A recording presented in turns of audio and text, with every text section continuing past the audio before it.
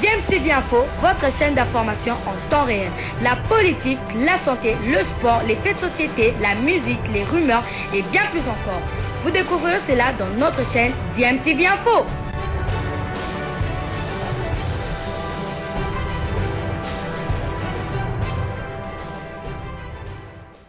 Vous êtes sur DMTV, bonjour ou bonsoir, tout dépend de l'heure à laquelle vous nous suivez. Tout plaisir est pour nous de vous retrouver, mais surtout de savoir que vous êtes nombreux en train de suivre votre chaîne YouTube DMTV. DMTV qui vous propose l'actualité, mais vous propose également des analyses et des réflexions sur des sujets d'actualité, sur des faits sociaux ou tout simplement sur des réalités que nous observons ici chez nous en République démocratique du Congo.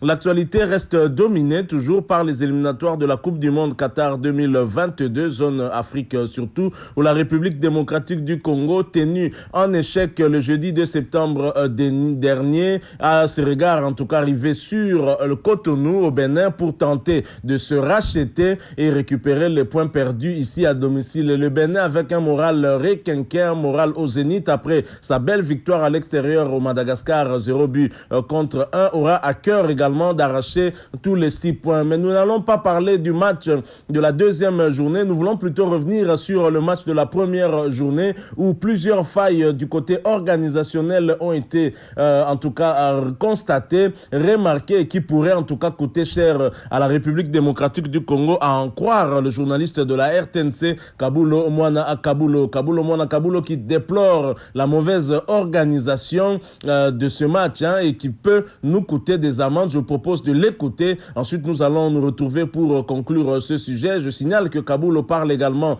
aussi du tout-puissant Mazembe, cette polémique qui enfle en tout cas là-bas à Lubumbashi en pensant que c'est le tout-puissant Mazembe qui aurait organisé ce match et donc qui aurait empêché à certaines personnalités d'accéder au stade, surtout celle de Saint-Éloi Lupopo, club rival. Je vous propose d'écouter Kabulo, nous nous retrouvons tout de suite après. Bien évidemment, je vous rappelle que vous êtes sur DMTV. Si vous n'êtes pas encore abonné parce que vous êtes nouveau, tout simplement parce que vous ne l'avez pas encore fait, même en étant ancien, n'hésitez pas, abonnez-vous et n'oubliez pas d'activer la notification en cliquant tout simplement sur cette petite cloche que vous verrez apparaître dès que vous serez abonné. Je suis un tout petit peu déçu par l'indiscipline du public de Lubumbashi qui n'a pas respecté scrupuleusement les recommandations de la FIFA. On a dit que les matchs, ce sera à guichet fermé, mais on a vu un public qui a essayé de défoncer les stades, les portes du stade. Partout, c'était verrouillé. C'est vrai qu'il y avait la police et les agents de sécurité, mais ils voulaient à tout prix entrer. Non, il ne faut pas entrer. Quand c'est la réglementation, et là, nous devons nous attendre à de fortes amendes. Et comment ça se passe au niveau de la réglementation?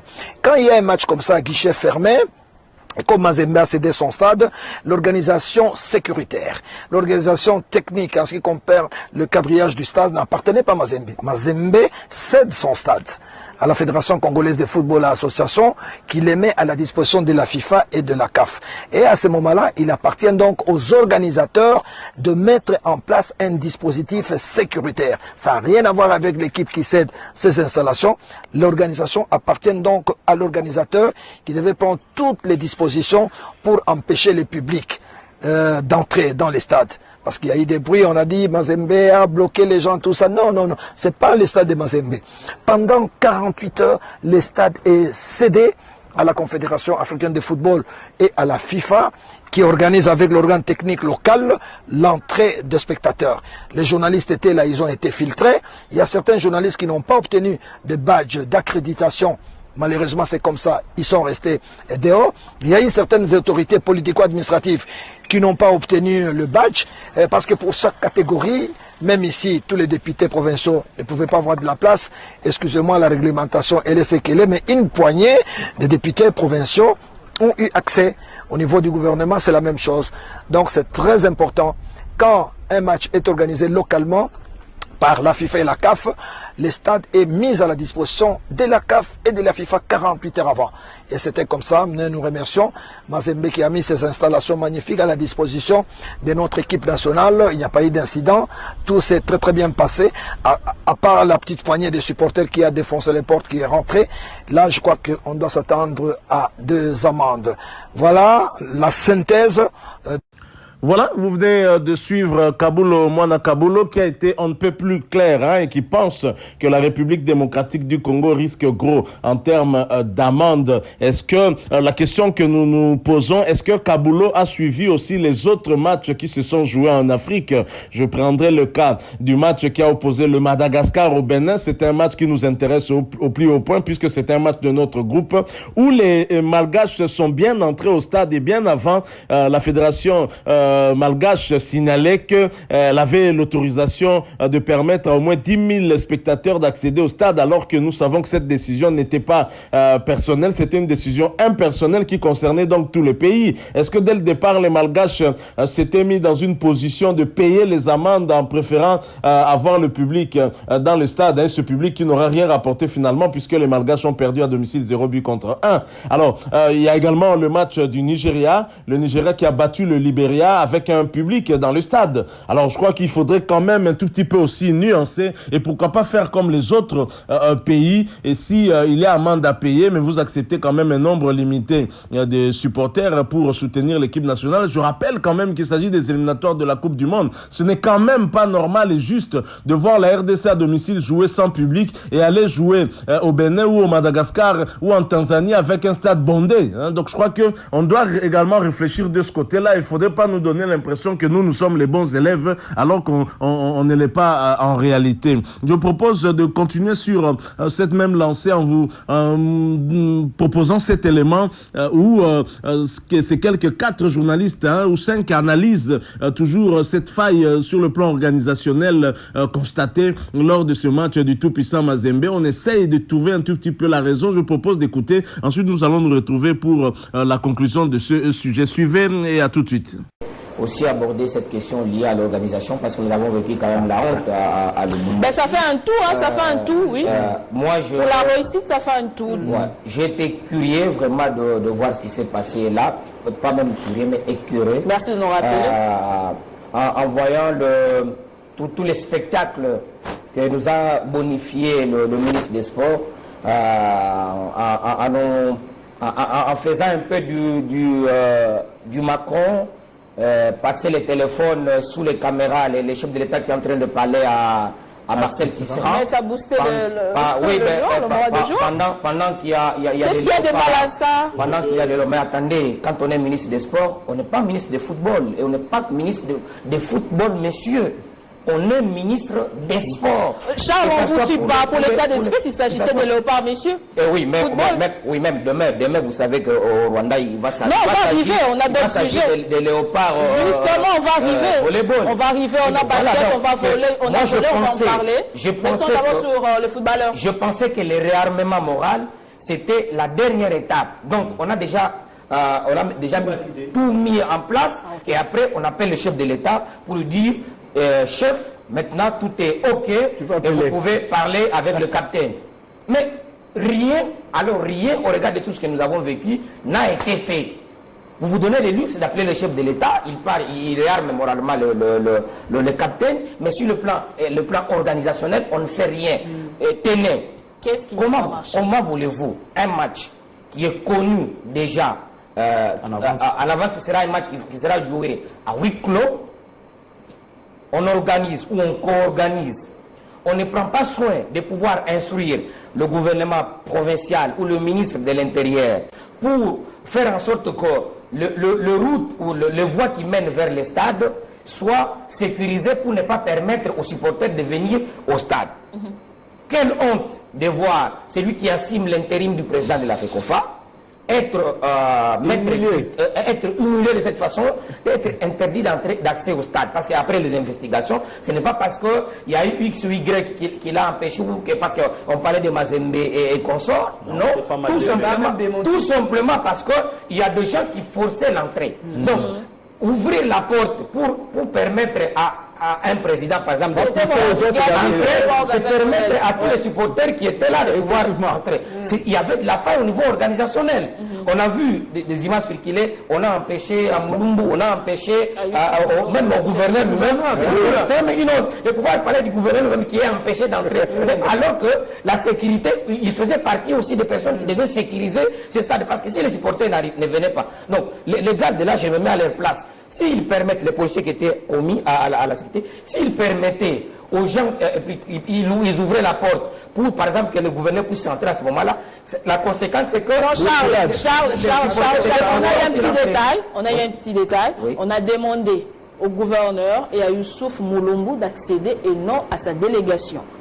Non, le problème, c'est pas celui-là. Moi, je ne suis pas, moi, je suis pas en train de parler. Et puisqu'on a refusé cette délégation, vous savez que même nos confrères ont été aussi, ils sont entrés tardivement, je crois, à la 12e ou 14e minute. Pourquoi? Il s'est posé sur ces problèmes. Il se pointe. Pendant qu'il se pointe, il y a des gens aussi derrière. Donc, on s'est dit, si on ouvre pour les journalistes, d'autres personnes aussi vont en profiter pour entrer. Comment les supporters sont arrivés jusque-là? Parce qu'il y a eu des failles au niveau organisationnel. Le ministre des Sports et tous ceux qui étaient chargés de l'organisation se sont mis d'abord, donc, et ils étaient d'abord dans les spectacles plutôt que dans l'organisation. Des guerriers, des warriors. Voilà. D'accord, oui, Fanfan, rapidement. En fait, j'aimerais ajouter quelque chose sur l'organisation. C'est très capital. Il n'y a pas de mal de se confier à quelqu'un qui connaît mieux. Aujourd'hui, je n'ai pas honte de le dire, je suis fanatique de Lubumbashi Sport, de dire que Mazembe est mieux, il est avancé que nous. Je vous dis que lorsque Mazembe joue déjà ces matchs, quart de finale, Mazembe, même sans Moïse gouverneur, Mazembe crie à la police, on ferme pratiquement toutes les avenues qui mènent vers le stade et ne peut avoir accès à ces quartiers-là que la personne qui a soit un macaron, soit un billet. C'était facile. Et là, on n'aurait pas eu à voir tout cela. Qu'est-ce que tous nos amis qui étaient dans l'organisation, je ne sais pas, de la Fédération congolaise de football, on m'informe également du ministère, sont allés faire? C'est ce qu'ils devraient faire. On devrait quadriller le stade Mazembe 24 heures avant, comme Mazembe le fait également lors des grands matchs, et à ne permettre que les gens, au-delà de cela, lors de la réunion technique et même d'organisation, on devrait exhiber les macarons des journalistes, exhiber les macarons, je ne sais de quoi. Et moi, ça m'a fait tiquer lorsque j'ai vu que le match devrait se jouer à 15 h et que le journaliste... Il y en a, ça c'est également une erreur de nous, le journaliste. En principe, un bon journaliste doit être au stade 2 heures avant. Ça, il faudrait qu'on se le dise. Lorsqu'on va travailler, c'est 2 heures avant. Ce n'est pas à 2 minutes du match. Mais attention, il y a aussi des circonstances pendant lesquelles où les journalistes se préparent, arrivent même 2 heures avant, et il y a des supposés qui arrivent tôt que ça. Lubumbashi a vécu ces matchs il y a 7 ans. C'était tout à fait normal que tout le monde cherche à aller voir les léopards. Exactement. Mais l'organisateur devrait se confier au moins à la logistique, au personnel du tout-puissant Mazembe, qui sûrement ne devrait demander rien au lieu de chercher peut-être à gonfler les montagnes. Merci beaucoup. Que les moyens s'organisent bien. C'est une honte pratiquement pour moi que cette organisation puisse être bâclée alors qu'il y a des gens qui étaient à Lubumbashi et qui ont sûrement bouffé l'argent des frais d'émission, je ne sais pas, de la FECOFA et autres, à Lubumbashi depuis une semaine. Il faut faire attention. L'équipe nationale, c'est l'affaire de tous. Et aujourd'hui, quand les Léopards jouaient, c'est vrai, on dit toujours un match de football, la préparation, c'est dans tous les secteurs. Et Youssouf Moulumbu, qui jouera pour le compte de Lupopo, les supporters de Lupopo apprennent déjà dans les réseaux sociaux qu'on a interdit à l'un de les accéder. Il faut préciser aux supporters.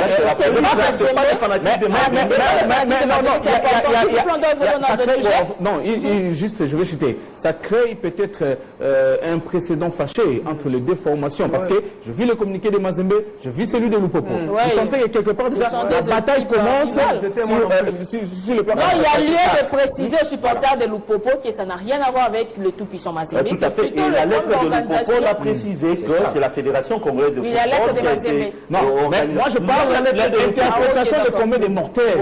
Les supporters n'ont pas la même intelligence que nous. Nous avons le rôle de leur dire que c'est la faute de l'organisateur. Avec la rivalité entre Lupopo et Mazembe, ça n'avait non plus rien à voir avec l'aspect politique. Même il y a déjà eu des problèmes pour avoir cet aspect politique dans l'affaire. Merci beaucoup, Charles. Parce que ça n'avait rien à voir. C'est tout simplement la faille des organisateurs. Ils n'ont pas été à la hauteur. C'est tout. Merci beaucoup. Voilà, nous sommes de retour. Nous venons de suivre ensemble avec vous cette analyse également sur ces failles sur le plan organisationnel. Alors moi, je situe cela parce que bon, on reproche aux supporters d'être venus au stade. Est-ce que l'information sur le huis clos du match a été suffisamment relayée à Lubumbashi? C'est cela aussi la question qu'on doit se poser. Est-ce que l'information a circulé vraiment? Est-ce que le public était informé, bien informé? Je crois qu'il y a eu peut-être faille sur le plan communicationnel aussi. En tous les cas, même si le public n'avait pas été informé, l'autorité de tutelle qui devait être informée que ce match était à huis clos et qu'il était, puisque nous avons suivi le gouverneur Jacques Kiaboula qui s'exprimait après avoir accordé une audience au ministre des Sports Serge Condé qui a parlé de cela. Et donc le gouvernorat était visiblement impliqué puisque la police qui a été déployée au stade, c'est la police nationale qui a été déployée certainement via le ministère de l'Intérieur provincial et donc le gouvernement Jacques Kiaboula. C'est à cette police-là justement qu'incombait le devoir d'encadrer les supporters aux abords du stade pour empêcher justement que ces derniers n'arrivent au niveau des portes d'entrée du stade. Et malheureusement, cela n'a pas été fait. Donc, faille dans l'organisation qu'on a pu déceler et c'est triste. Alors, beaucoup parlent bien évidemment de l'organisateur, Kaboul l'a dit, et même ici, on dit que l'organisateur a failli. Mais finalement, qui était organisateur? Finalement, c'est la question que je me pose, puisque le gouverneur, on lui a empêché d'entrer. Si c'était lui qui était organisateur, il devait être entré, puisque cette police-là venait de lui. Alors, il y a le président de la Fédération congolaise de football également, on l'a empêché d'entrer. Si c'était la fédération, l'organisatrice, le président devrait entrer, puisque c'est lui qui avait donné instruction pour que ceux qui étaient là commis à la sécurité du stade soient là. Alors, je ne comprends pas finalement qui était organisateur de ce match. Ce n'est pas le tout-puissant Mazembe non plus, Kaboul l'a dit, et même le dernier élément qu'on vous a montré, les journalistes l'ont dit également, que le tout-puissant Mazembe n'a fait que céder son stade et n'avait rien à voir avec l'organisation. Finalement, qui est cet organisateur, qu'on puisse pointer du doigt sa responsabilité sur les déboires qui se sont passés dans le stade de Kamalondo, sans tenir compte toutefois qu'à Lubumbashi, il allait avoir ferveur parce que ça fait tellement longtemps que les Léopards n'ont plus joué là-bas et que certainement il allait avoir du monde. On ne s'est préparé à rien du tout et c'est dans l'amateurisme en tout cas qu'on a eu à faire cette organisation. Heureusement qu'au niveau du stade des Martyrs, les travaux avancent aussi, que les prochaines rencontres vont se jouer certainement à Kinshasa, parce que Kaboula a parlé d'indiscipline des supporters. Le choix, c'est lui qui l'a dit et c'est lui qui l'a constaté. C'est vrai qu'ici à Kinshasa, les supporters peuvent peut-être venir aux abords du stade, mais sans tenter d'entrer, parce qu'ils savent que